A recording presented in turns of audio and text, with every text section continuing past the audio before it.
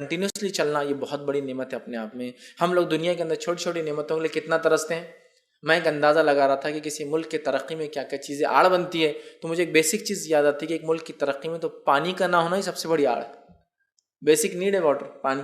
کسی علاقے میں اسکول ہے، مدرسہ ہے، مسجد ہے، کالج ہے، سب کچھ، اور پانی اگر نہیں آتا اس دن تو کیا ہوتا ہے؟ آفس آدمی نہیں جاتا ہے، کمائی نہیں ہوتی. کیوں؟ تو بولے آج پانی بھرنا تھا. بچے اسکول نہیں جاتے، اس لیے ماں باپ بولتے ہیں آج پانی بھریں گا کون گھر میں پھر ہمارے استعمال کے لیے. بچے اسکول نہیں جاتے ہیں نا. ایک نعمت کو آپ یاد کیجئے، صرف پانی، اور وہ اگر نہ آئے تو کتنی تکلیفوں سے آپ جوجھتے ہیں.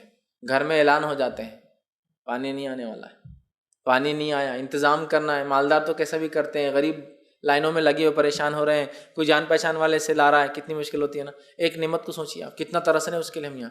وہاں اندازہ لگائے جو لا تعداد نعمتوں کی جنت ہے وہ ملنے والی مومن. لا تعداد ایسی نعمتیں، کوالٹی وائز کوانٹٹی وائز کبھی نہ ختم ہونے والی.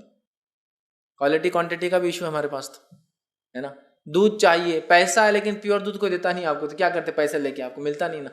سمجھ رہے آپ؟ تو کوانٹٹی کا مسئلہ ہے، کوالٹی کا مسئلہ ہے. کبھی آپ کے پاس پیسہ بھی بہت ہے لیکن وہ کوالٹی کی چیز بولتا 100 لیٹر ہی آتا دودھ ایک ہمارے طبیلے سے.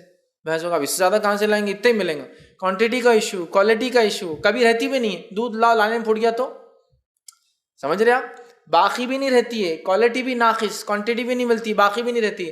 جنت کی ساری نعمتیں کوالٹی میں سب سے اعلیٰ، کوانٹٹی میں سب سے زیادہ، اور ہمیشہ باقی رہنے والی. دودھ کی نہر ہے، جتنا لینا ہے لو، باقی جا رہا ہے، ایکسس فلو ہے. شہد کی نہر ہے، بہہ رہا ہے، جتنا لینا لے لو، باقی جا رہا ہے. سمجھ رہے ہیں آپ؟